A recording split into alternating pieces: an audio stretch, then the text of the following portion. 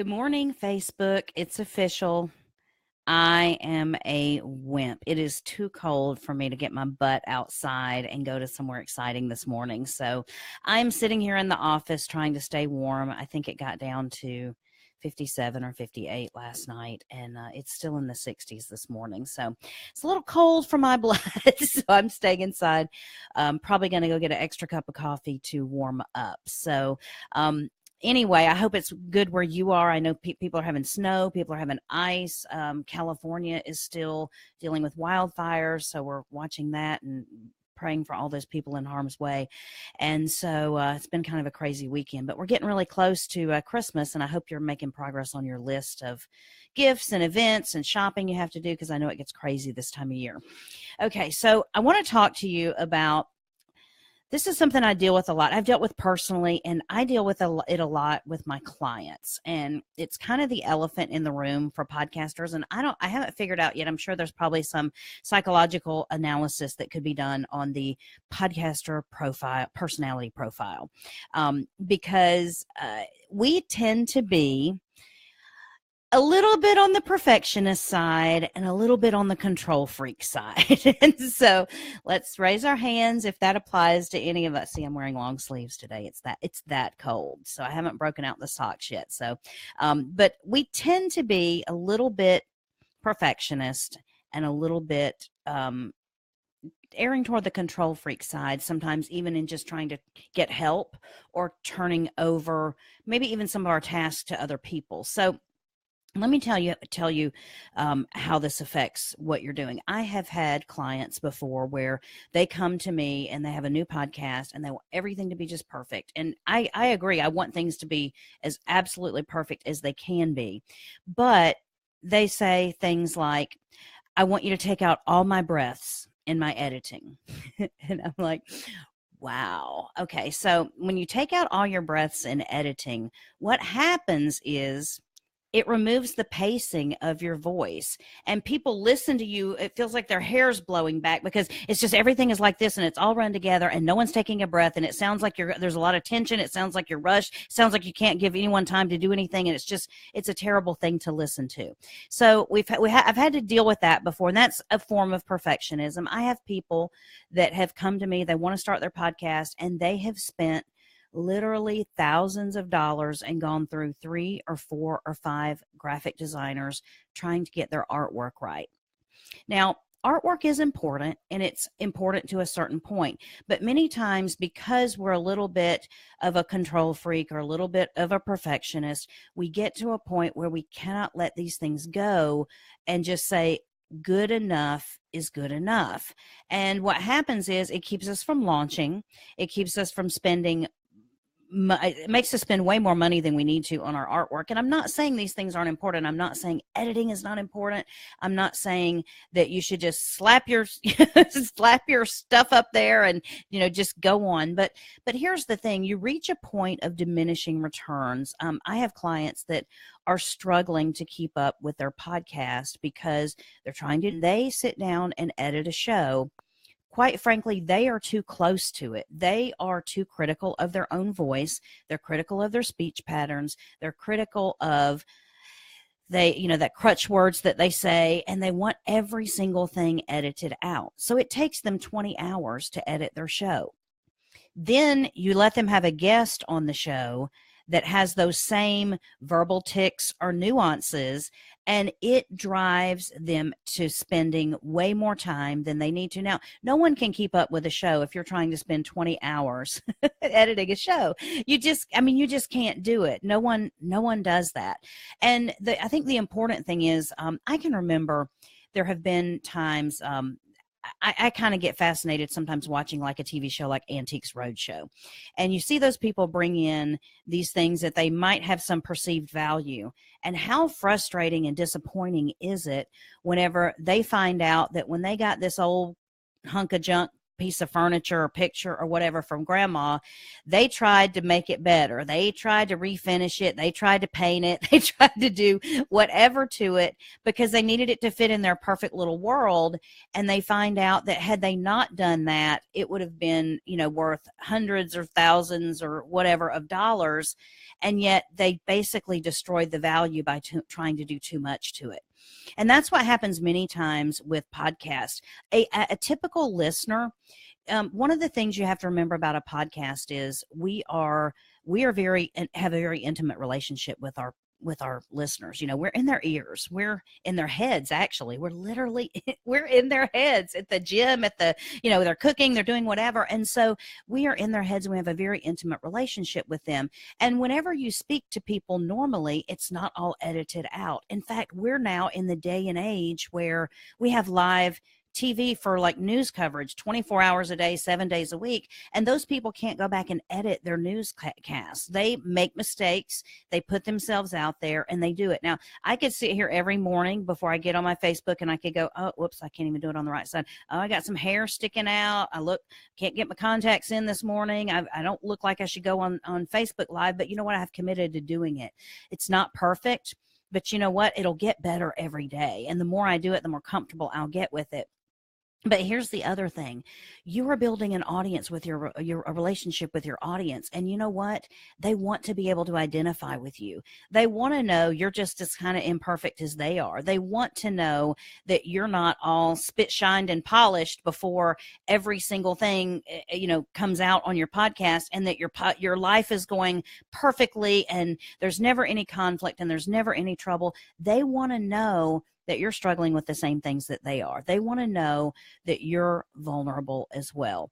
So in some ways, it's endearing to your audience to leave those little, I don't want to say imperfections, but those things that you would obsess about, being a perfectionist, leave them in. And you just have to expand your comfort zone to learn to live with it. Because if you listen to some of the really big shows, listen to the Lewis Howes, listen to the Tim Ferriss, they're not going back and editing out every word and obsessing about perfection. Those people know that there's a higher use of your time. And an average listener isn't going to tell whether you took 3 hours or 30 hours to edit your show. They're more interested in your comments. Hey, Francis, thank you so much. I appreciate all you guys that come on every morning. We have these conversations, and when you send me messages and say you appreciate it, or you leave a comment and say you got something out of it, it means a lot to me, because I could be sitting here doing this to my bright green walls, and that would be all that would be here. So thank you for coming. But I have a client right now who I've been working with for several months now, and we can't get out past the perfection. And it's not just perfection in the audio editing, it's perfection in every single thing that he's doing. And so a launch that was supposed to be in August got pushed back to September, got pushed back to October, got pushed back to November. Now we've got half the year that he's spent putting things off because it's not perfect. And you know what? When he launches, the imperfect listeners that he's going to have listening to the show aren't really going to care that it took him 6 months to get it perfect, and it still won't be perfect. There's nothing that's ever going to be perfect for launch. So those kinds of things are stopping him from delivering. I mean, the show he is doing is about people telling their stories of healing and telling the stories of the things that they've overcome. So there is a bigger message that needs to get out, and the bottom line is he's getting all in his way to try to make it perfect. And those people that need to hear his message aren't getting the benefit of that. So what you really need to think about, excuse me, when you think about the things that you're doing in your life, and delegating things to other people doesn't mean you can't do it. It just means that it might not be the highest use of your time. So get to a point where you say, I'm going to give myself, if you're still editing your shows or you're still doing your show notes, give yourself a defined amount of time and say, this is how much time I'm willing to invest to give it my best. And if I can't get my best done in that amount of time, then I'm going to have to go with what I have. It's going to have to be good enough. Don't let yourself be controlled by those perfectionist tendencies, because it will derail you. It will make you question yourself. It will lead to a wallowing and just being rolled over by imposter syndrome, because you will think everyone else is so much better than I am, and I can't do it as good as they do, and no one's going to listen to me because I sound like crap, my voice is terrible, my recording doesn't sound great. Everything's going to be something you can be critical of. So please, please, please don't let perfectionism take over your life. Ask the people around you if you have perfectionist tendencies. If you don't know, they will tell you. Also, the control freak thing. I've had people that they cannot let go of something, and I continually tell my clients, don't spend your time doing that. We will do it. Don't spend your time doing that. We will take care of it. It is not the best use of your time. As a podcaster, what is the best use of your time? Doing things that are going to build your community, that are going to put you in front of your audience, that are going to give your audience more of you. Now, you might think they want your brand and your podcast. No, but it's you they want more of. They want your advice. They want to know what you think about things. They want to know how you would handle situations. And that's why they're listening to your show. So I just want to empower you to sort of be a little bit freer with your tendency to be a perfectionist. It can derail you in ways that you have no idea. It can keep you from, excuse me, it can keep you from allowing other people to take on parts of your show. You might have an assistant, or you might have even a child, a teenage child or something, that you would love for them to make you artwork. And they could do it. They could go into Canva and make you artwork if you would just give them the reins and let them do it. And you know what? You don't have to have graphic designer. I'm sorry, Pam. Pam's on, Pam. I'm sorry. I'm not trying to diss graphic designers, but you don't have to make sure that every graphic you put out is graphic designer quality. It just needs to be from you.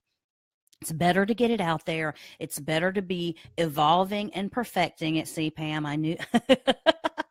Good graphics. I know they're important, but I don't want that to derail anyone. The same way good audio is important. And as an editor and someone who does that, I agree good audio is important. But boy, if you go either extreme on them, you're going to derail yourself. So one of the things that I think, with podcasters, it's so hard to keep up with your podcast, and it's so hard to continue doing it and continue putting out shows because you have so much to do.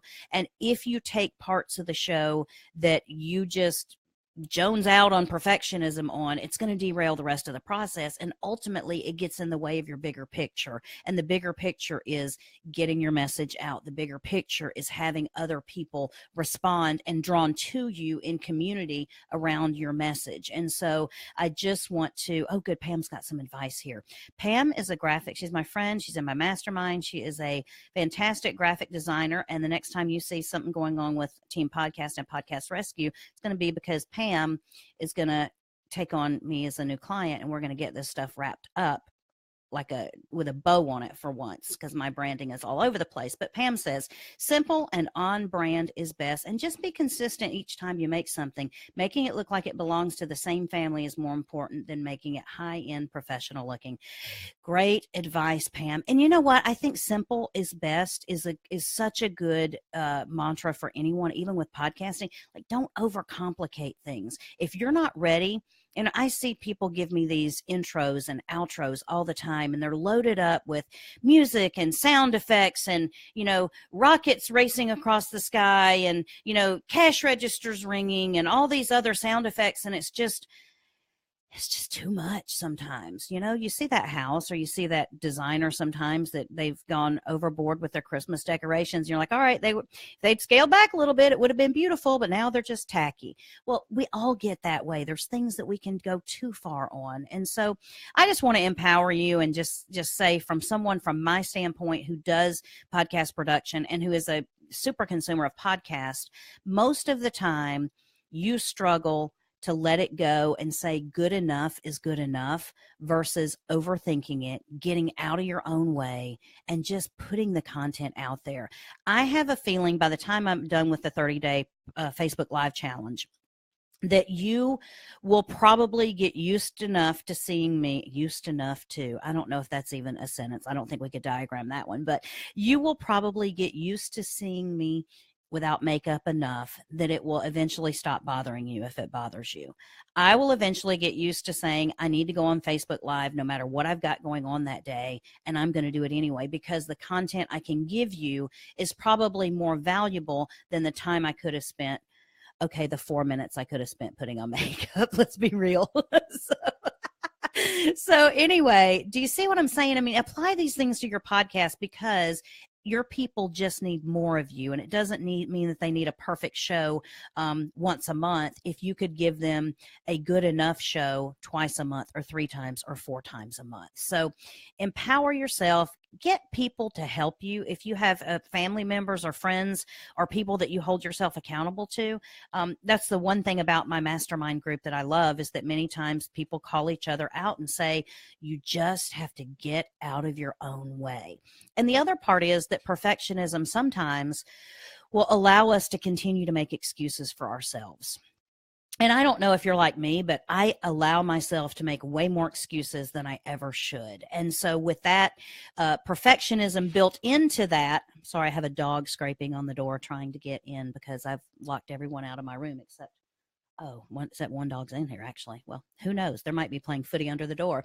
But the perfectionism gives you that it's like a codependent thing, perfectionism and making excuses, perfectionism and making excuses. And so if you get rid of both of them and say, I'm not going to allow myself to make excuses, then perfectionism has to go, because good enough is good enough. So if you have any questions about that, or if I can encourage you about that in any way, and I did have a person in my podcast network, and I'm not saying a podcast network like a podcast network, but in the people I know in podcasting, someone who I'd been on their show and been a resource for before, reached out to me a while ago, and she said, Christy, I've got this interview and it's got great content in it, but I have got the guest who continually says and ah and that sort of thing. And she said, I don't want to air the show because I don't want to spend 10 hours editing the show.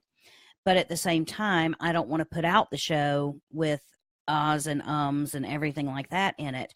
And I finally said, give yourself whatever your normal editing time is to go through and hit the worst spots. Even if you took out half of those or a fourth of those, it would still be better, but don't let yourself obsess about it with every single one, because you'll never make any progress. So I hope that helps some of you. And it might not even be the editing or your podcast is where your perfectionism is coming in. Maybe it's in other things that's derailing you. Maybe you don't have the perfect business plan for 2018. I hate to say it, it's barreling down. And for me, people like me who I feel like I had summer and I had great memories from summer. And then Irma came at the beginning of September. And then from September, I was evacuated all of September and all of October, got back in November. And since then we've been picking up, like I have not bought the first Christmas gift yet. I have not put out Christmas cards. I've not done anything. I've not done it for my clients. I've not done it for my friends. I've not done it for my family. So, but you know what? It is what it is. I only have so much time. And whenever you're evacuated, dealing with hurricane, dealing with rebuilding, dealing with running a business and trying to keep it up, you just have to get to a point where you say, I can't do everything. And so if you are in that situation, give yourself the grace to say, it is okay. I cannot do it this year. And those people that love and appreciate and know me will understand it anyway. So give yourself that. And if you have problems with perfectionism, put some mechanisms in place to help you not let that steamroll you. I would like to have permission from several of my clients that would say, Christy, if you feel like I'm getting too obsessive about this, please let me know, because I would tell them. Now, some of them I have the relationship with. I can say that. I can say, all right, we got to let it go. We can't keep doing this. But there's other ones that would probably be offended, or their feelings would be hurt if I said that to them. And I would never want to offend anyone like that. So if you go ahead and take care of it yourself, you won't have to have anyone else say it to you. So I'm saying this message to myself as well, because I have perfectionist tendencies in some areas and then not in other ones, So I was back at the end of October.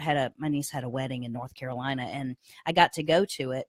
And it was the first time I realized that it was the first time almost to the day that I had seen my dad in person in 5 years. And of course, whenever he saw me in person, and he's not, I don't think he's on here yet this morning. So anyway, sometimes he jumps in, but he could not get over how gray my hair had gotten. And he just kept saying, "Oh my gosh, Christy, I cannot believe." And I'm like, "Look here now, I could pay good money to get this color, or I could just let it go naturally." But my mom kind of had this color hair. And so I'm sure it reminded him of my mom. And he was, just laughing at my gray hair. And it was absolutely fine for him to poke fun of that. But the whole point of, I can't even remember why I'm telling you this story now. It was, I don't even know. Well, anyway, there was a good story, a good point behind why I was telling you the story about not having seen my dad in 5 years, but oh well. Anyway, I'll remember it sometime later, and I'll be like popping back on. For those of you who watched this morning, here's part 2. But anyway, so just know that you can't be a perfectionist all the time, and you got to give yourself the grace, and you've got to give yourself the ability to just continue moving forward. And so that's more important. It's going to be more important to your audience. And you know what? It's even okay to disclose that to your audience, to say, you know what? I've come to a place with my podcast where I can't keep doing it the way I've been doing it before, because I'm not reaching my full potential in my whole business and your whole plan. So understand that from going out, I'm putting on new parameters on myself, and I'm not going to over edit things. And you're probably going to hear things in the upcoming shows that you haven't heard before, because I've been working behind the scenes to take it all out. And you know what? I think your audience will give you the grace, and they'll give you the flexibility to do that. And they'll appreciate you for being vulnerable about it, and sharing, that sort of inside view into whatever, you've got going on. So anyway, let's see. Pam Trimble. As a performed confectionist, I've had to learn how to shoot for 80% perfect. Yeah. Pam, that's a really good point, because the last part of Pam's comment says my 80% is probably a higher quality than the normal human who isn't a perfectionist. That is so true, because whenever you're a perfectionist, you do have those higher standards. So even if you said, I need 70, 75, 80%, and you said, I'll give myself that, it's still probably going to be better than those people. Because the other part is, even in podcasting, we have this other extreme. There's 2 extremes. There's those who obsess and are perfectionist about it. And then you know who the opposite are? The people who slap up the show and don't do a bit of editing, and they're coming on the phone going, "Hey, can you hear me now? All right, well, let's go ahead and get this show on the road." And you're like, what the heck just happened? Why aren't you editing anything? So those are the people you're competing with. So you're right, Pam. Good point. 80% is probably, your 80% is probably higher than quality than anyone else who would be shooting for the 80%, because you're a perfectionist. So anyway, you guys, thanks for coming out with me this morning. If I remember why there was a reason I was telling you the story about not seeing my dad in 5 years. And I just can't even remember what that was. So it was about perfectionism. So, oh, well, there was a lesson that stuck in my mind and then just flew right out of it. So it'll come back up. I still got 20 more days to remember it on Facebook Live, so I'll remember it at some point in time. But anyway, I hope you guys have a good day. If you, I'll be working on another episode of Podcast Rescue. I'm still, like I say, if you search Podcast Rescue in iTunes, you can't find it, but it's a show about helping those people that are in the messy middle of their podcast, and maybe they're bogged down, maybe they've taken a break, maybe they've said, whew, this is getting too much. And okay, that was season 1. Season 2 will come back later. And it's to help those people get past that messy middle, because what I don't want is I don't want people pod fading, because once you pod fade and walk away, you lose your audience. You lose all the time and effort you invested, that 20 hours of editing you did on your first few shows. You lose all of that. It's a sunk cost at that point. It's water under the bridge. It's spilt milk. And I don't want you to walk away from it if there's some things you can do and some tweaks you can make to help get you, to the point where you're actually producing content and reaching your audience, because that's the biggest thing. You want to reach your audience. Thanks so much, Tammy. I appreciate that. Yes, we're back home and safe. And yes, Podcast Rescue is back. I have got an episode I'm going to be working on and putting it up this week. You can't find it when you search Podcast Rescue in iTunes. And I know my name isn't the easiest one to spell, but you can find it whenever you type in my name in iTunes. So further reinforcement that I guess I'm my brand because you can't find me any other way. So anyway, thank you guys for showing up. If there's anything I can help you with your podcast, if you just have questions about something, questions about anything. Oh, and Liz, if you're still here, hey, I'm in here today. I wanted to show you this. Liz asked me a question the other day, and for those that I'm getting some quality issues when I'm banging around my microphone. This is the ATR 2100 microphone. My boom arm is really big, so you can see how it's not even it doesn't go completely around here. So that's why my microphone is not like this hanging down like a lot of people do, because if I did that, my mic would get a little droopy, get a little saggy. So it's like this. I just go down and bring it back up. And that's how you can do if you've got a boom arm. The shock mounts don't always fit tightly on the ATR 2100 because it's got a more slender shaft on it. And so I make it work, because I'm kind of a tightwad that way. I don't want to keep buying more equipment. So hope that helps. And if there's anything I can help you with, please let me know. Reach out on Facebook, reach out on, email, anywhere else you can find me. I'm always here and always glad to help answer questions. So thank you so much. Bye, Liz. Thank you so much. Hey, I sent you a message with the link, so you'll have that. And then, Pam and the rest of you guys that have come on here, as always, thanks for coming and thanks for participating in the conversations, because it always makes me feel like I've kind of met with my group of friends this morning. So, all right, you guys have a good day. Hey, stay warm if you're in a cold place like me where it's 60 degrees. I'm such a wimp. All right, see you guys tomorrow for day 11. We're in double digits. Bye.